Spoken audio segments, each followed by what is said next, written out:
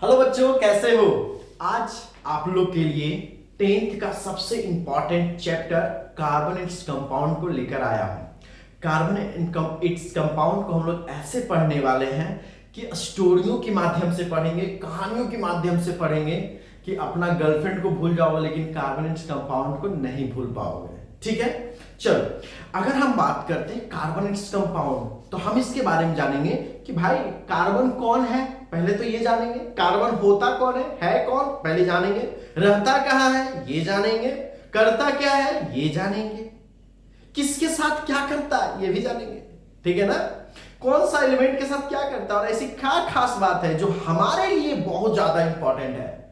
ऐसे कहानियों की तरह से कार्बन को समझने का कोशिश करते हैं। ठीक है ना, कार्बन कार्बन नाम सुने होंगे, आप पढ़े भी होंगे। कार्बन क्या होता है ये नहीं पता होता है, कुछ नहीं होता, सिंपल सा नामकरण है। जैसे तुम्हारे बाबूजी तुम्हारा नामकरण करते हैं ना, उसी तरीके से इसका भी नामकरण किया गया। नामकरण क्या है, लैटिन वर्ड यानी लैटिन वर्ड कार्बो से लिया गया। किससे लिया गया, कार्बो, जिसका मतलब क्या होता है कोल। कार्बन का लैटिन वर्ड से नाम लिया गया जिसका मीनिंग क्या होता है कोल, और इसको इंग्लिश में अगर मॉडिफाई किया गया, ट्रांसफॉर्म किया गया तो इसे क्या बोला गया, कार्बन। नाम समझ में आ गया कि कार्बन क्या होता है, कार्बन एलिमेंट का नोमेनक्लेचर कैसे हुआ, ये आपको समझ में आ गया छोटी सी बातों में। लेकिन अब हम जानेंगे कि कार्बन रहता का। चूंकि यह इंट्रोडक्शन क्लास है तो इसमें मेरे को बेसिक थ्योरी कॉन्सेप्ट को पढ़ेंगे। इसके बाद दूसरे क्लासेस में अगर आपकी पसंद होगी तो आप जरूर मैसेज, कमेंट, लाइक, शेयर करिएगा। हम आपके लिए बहुत अच्छा वीडियो, बहुत अच्छा कंटेंट, आपके एग्जाम तक हम आपके साथ रहेंगे और एग्जाम के बाद भी हम आपके साथ रहेंगे। ठीक है, आइए।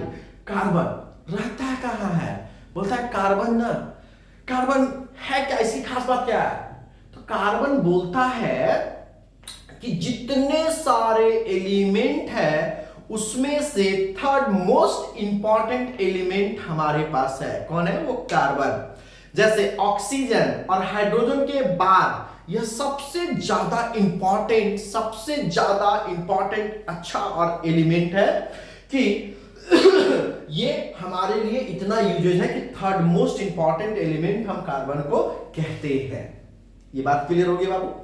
लेकिन अब बोलता है कि इतना third most element important element है, फिर भी इसका अर्थ क्रस्ट में प्रेजेंस जो है वो पता है कितना, 0.03%, यानी डस्ट पार्टिकल की अगर हम बात करते हैं तो उससे भी कम है। ठीक है, चलो 0.03% हमारा क्या है, कार्बन है। और ये लेकिन फिर भी यह जो है इनन्यूमरेबल कॉम्प्लेक्स कंपाउंड बनाता है, मतलब अनगिनत जटिल यौगिक बनाता है। आप समझ सकते हैं, दोनों भाषाओं में मैं बात करने वाला हूं, चाहता हूं, क्योंकि जो भी बच्चा अगर समझे, हिंदी माध्यम, इंग्लिश मीडियम, जो सब समझ सकते हैं। ठीक है ना, यानी अनगिनत, इनन्यूमरेबल कॉम्प्लेक्स कंपाउंड, यही इसकी खास बात है।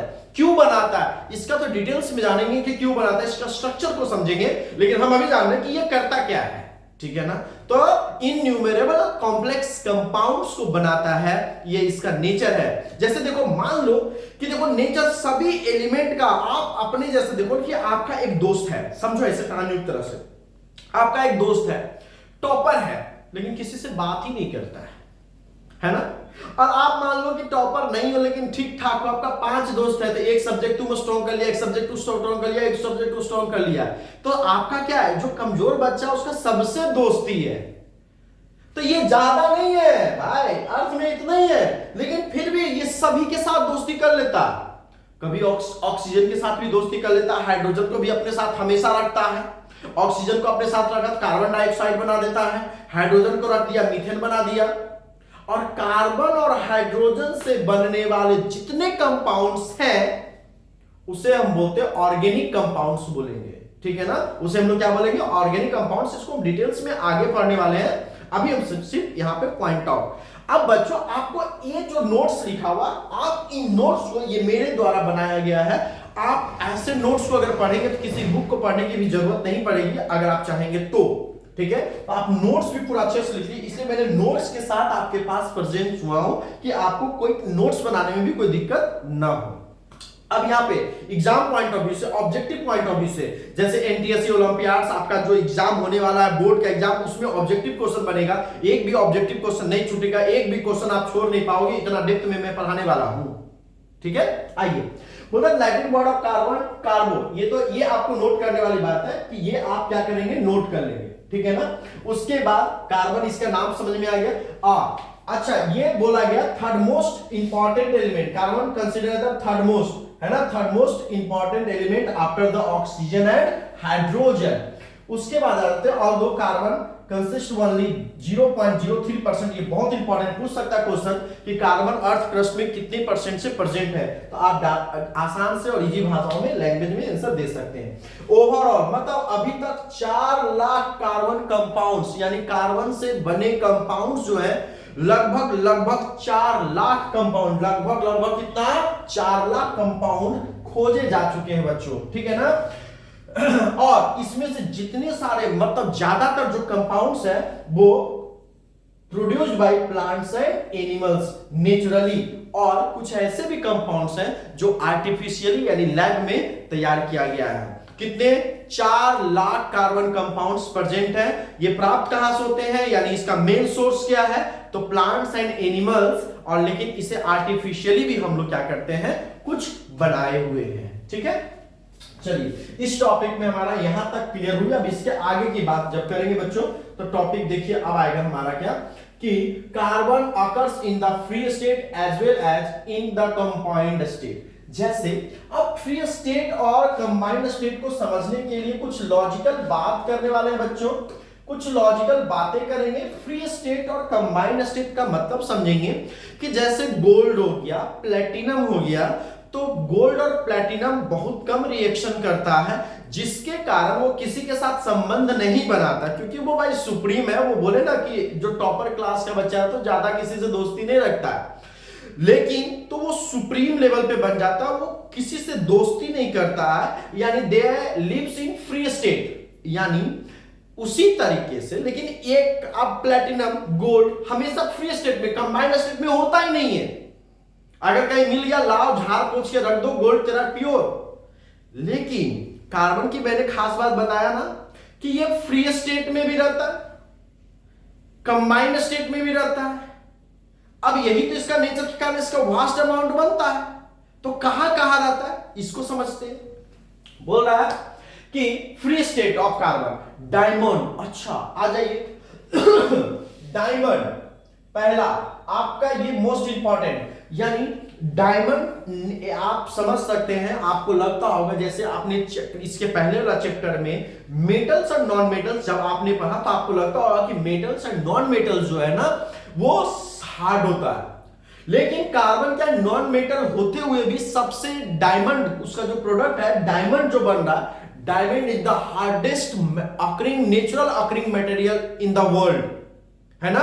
डायमंड सबसे हार्डेस्ट नेचुरली अकरिंग, जो नेचर से हमें मिला है उसमें सबसे हार्डेस्ट मटेरियल डायमंड होता है, और ये कैसा रहता है, फ्री स्टेट में। दूसरा graphite and coal they are in free state, ये सब किस में रहता है, फ्री स्टेट में रहता है। लेकिन diamond the purest form of carbon, पूछ सकता what is the purest form of carbon, तो क्या बोलेंगे, डायमंड। डायमंड हमारा क्या प्योरेस्ट फॉर्म ऑफ कार्बन है।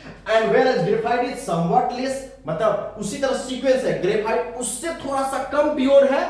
और अगर कोल की बात करते हैं तो कोल जो है which is percentage is 60 to 90%, मतलब कोल का परसेंटेज डिपेंड करता है तो उसमें मिक्सर रहेगा कार्बन का 60% से लेकर 90%। तो ये जो टॉपिक है पहला कि purest form of diamond, free state of diamond, क्या diamond, free state of carbon, diamond, graphite and coal. Diamond is the purest form of carbon, diamond जो है प्योरली रूप से डायमंड कार्बन से बना होता है, यानी प्योरेस्ट फॉर्म होता है।